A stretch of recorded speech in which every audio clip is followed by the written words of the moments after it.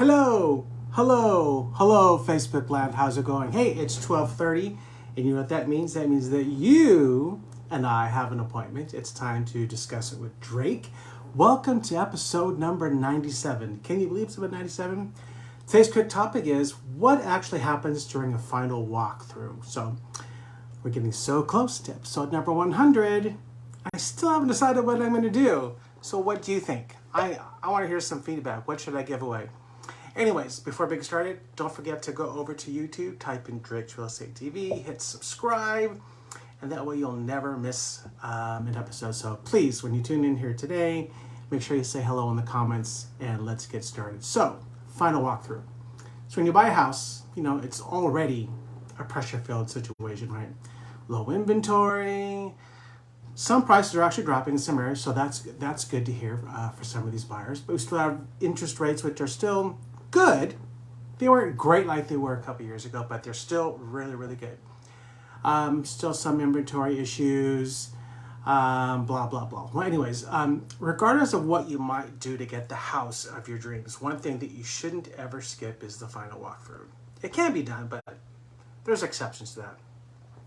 The final walkthrough is basically a chance to ensure that the house is in the same condition when you made the offer. Okay, makes sense, right? If the seller is doing repairs or improvements that we have negotiated on your behalf, then you need to make sure that those were done, and you want to make sure that they were done correctly. So who actually goes to a final walkthrough? Well, the buyer and the buyer's agent. I'm here for you. Are you calling me yet?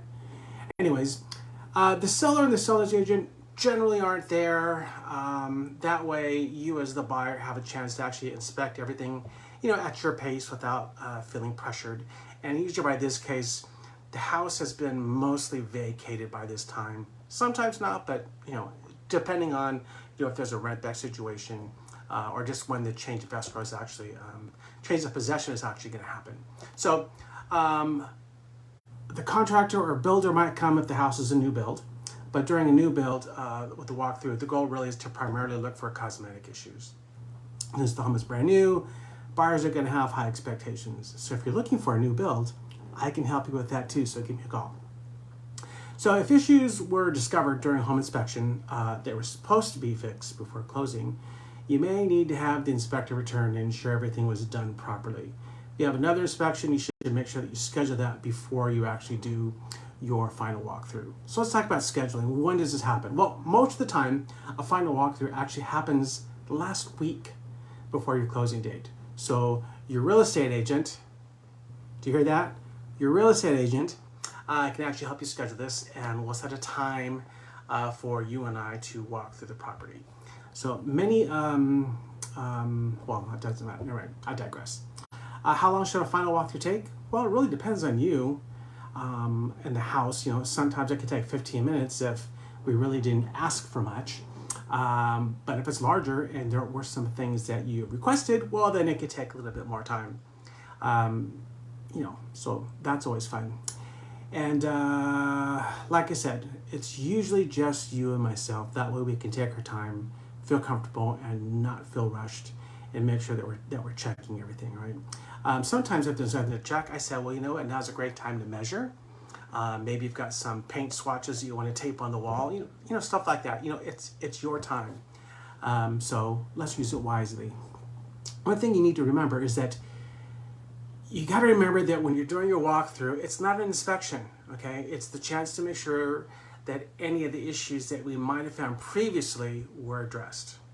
Usually I would bring the document which will help us remember those things that we talked about, perhaps on a request for repairs, but that isn't always the case.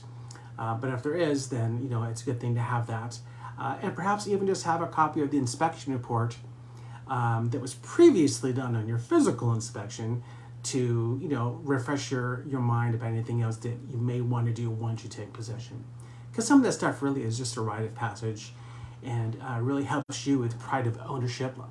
You know, you should get used to going to Lowe's and buying stuff and increasing the collection of your tools. Because it's, you know, it's fun. Who doesn't like tools?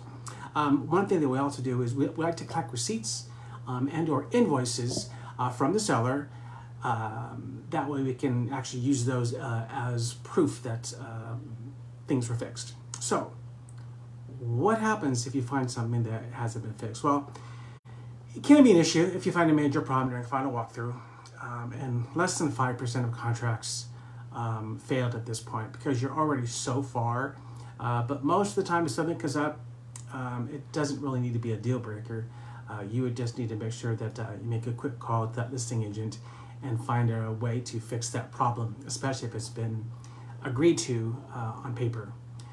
So most of the time, yeah, you can work it out, any sort of issues by just negotiating.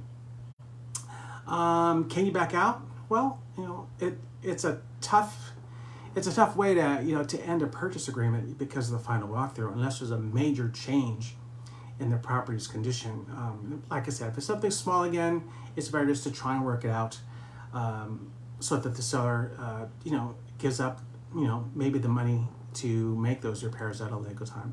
But legally, if the property isn't meeting what you outlined in the original real estate contract, you can. It's never happened in my 22 years. I actually don't know of it actually happening, but like I said, strange times, strange things happen. So anyways, that's all I have for you today. So if you want to do a final walkthrough with me, get a hold of me, all right? Thank you to Realty Times for providing that information that they have today. And as always, please don't keep me secret. Share this with everyone you know. If there's a topic that you would like me to discuss in the future, just let me know and I'll get it on the calendar. I hope you have a fantastic week. It's beautiful. Happy August, everybody. Be kind to one another. Don't forget to live, laugh, and love. And until we see each other again next week, when the next move matters, contact Drake for Homes. All right. See you guys.